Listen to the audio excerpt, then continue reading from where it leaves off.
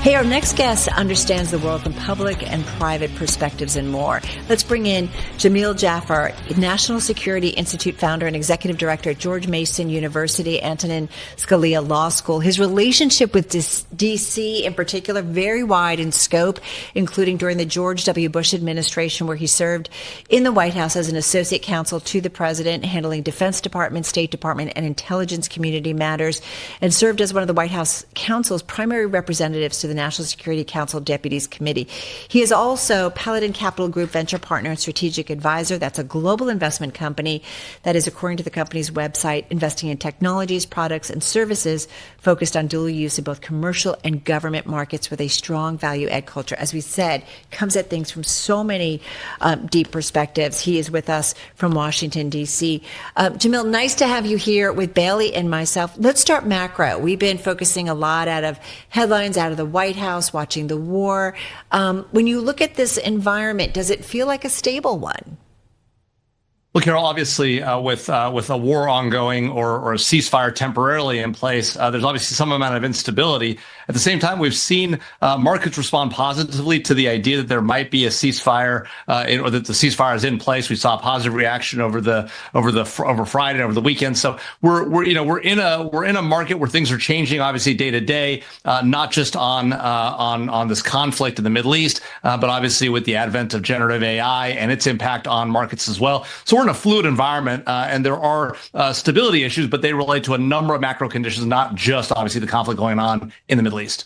And we had a conversation with Max Wasserman from Miramar Capital earlier, and he kind of made the point that when you look at the Middle East, it only takes a little bit to reignite the situation and cause volatility to spike again. What's your current read on kind of the outlook for the ongoing conflict in Iran? And because when I talk to investors, everyone's, even if we're putting on a happy face, we're still on tenterhooks at the end of the day. No, there's no doubt, Bailey, with the vice president having left Pakistan without a deal, that raises the question whether the ceasefire will remain in place and whether there's a long-term solution here. But what's clear is the president himself and the Iranian leadership are both committed to trying to find a deal. The question is there deal space to be had here? As you know, when you're trying to make a deal, there has to be a meeting of the minds as to the agreement. And on the ceasefire, at a minimum, we know there wasn't yet a meeting of the minds, and certainly not to date. Now, look, it's going to take time to find a path forward to get to a final agreement between the United States and Iran. It's no surprise, frankly, that the Pakistan talks didn't end fruitfully, but the conversations are ongoing. We'll see what happens going forward. But the two sides remain far apart on key issues like uranium enrichment, like Iran's support for terrorism, like the closure and reopening and nature of the reopening of the Straits of Hormuz. So the parties are far apart. Doesn't mean they can't come together, but we'll have to see what happens over the next days and weeks as these negotiations continue in various settings. Jamil, before we get into military and technology, which we want to talk about with you, certainly Anthropic was something we were talking about a lot over the last month or so. I want to ask you, since you were a former associate counsel to President George W. Bush and pulling together defense, state, intelligence aspects, what would have been your counsel to President Trump before this war, if he had reached out to you? Would you have advised to do this in what has been a very tortured relationship between the U.S. and Iran, to be fair? Well, look, Iran has been coming after Americans for the better part of 40, 50 years, right? We've seen a long, ongoing a fight with Iran, at least since the revolution in 1979, I should say. We've seen a tense relationship with that country and its leadership, not really with its people, but it's with its leadership. And the challenge there is that they support terrorist groups like Lebanese Hezbollah, Palestinian Islamic Jihad, Hamas, and the like.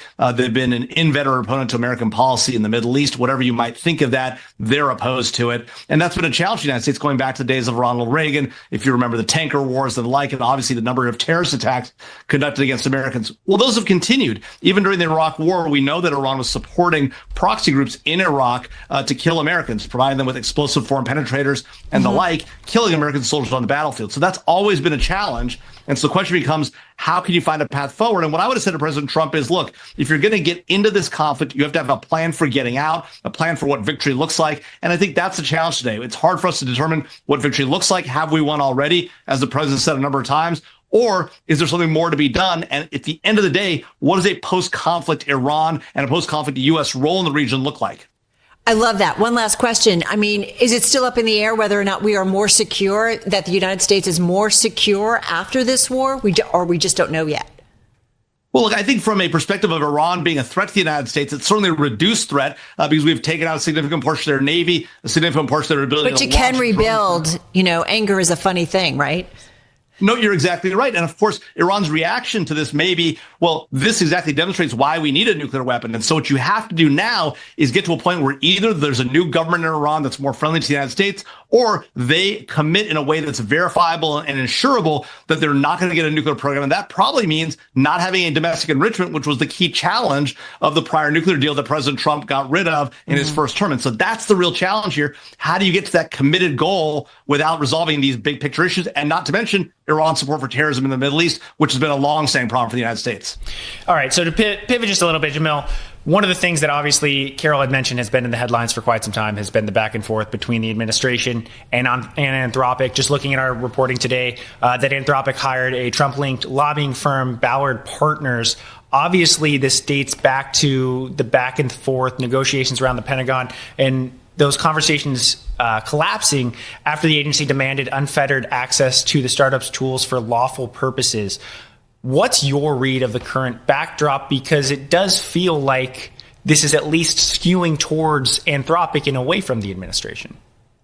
Well, Bailey, I think one of the challenges here is that you've got two very committed views on both sides. On Anthropic's side, they want their tool being used in only ways they permit, and they're concerned about things like mass surveillance, or what they call mass surveillance, and they're concerned about the autonomous use of weapons. The Department of Defense, for its part, says, well, look, we're buying this tool. We want it to be able to use for any lawful purpose. If the law needs to be changed and restrict us, that's fine. We'll take that. But that's a negotiation between us and between the executive branch and the legislative branch, and how you make laws, not between us and a company. You wouldn't expect Lockheed Martin, of course, to prohibit the U.S. from using F-35s in a certain way, and the U.S. government saying the same thing on the Anthropic side. Anthropic's position, however, in the current ongoing fight and the litigation is about what the U.S. government did after this thing developed, which is to name it a supply chain risk under federal law, and thereby prohibiting it from being used by certain federal government agencies and certain federal government contractors that do business with the Department of War. And so that, I think, is the big challenge now. How that's going to play out. There are two pieces of litigation ongoing, one in D.C., one in California. In California, there's an injunction in place so the government can enforce its current procedure, the executive branch.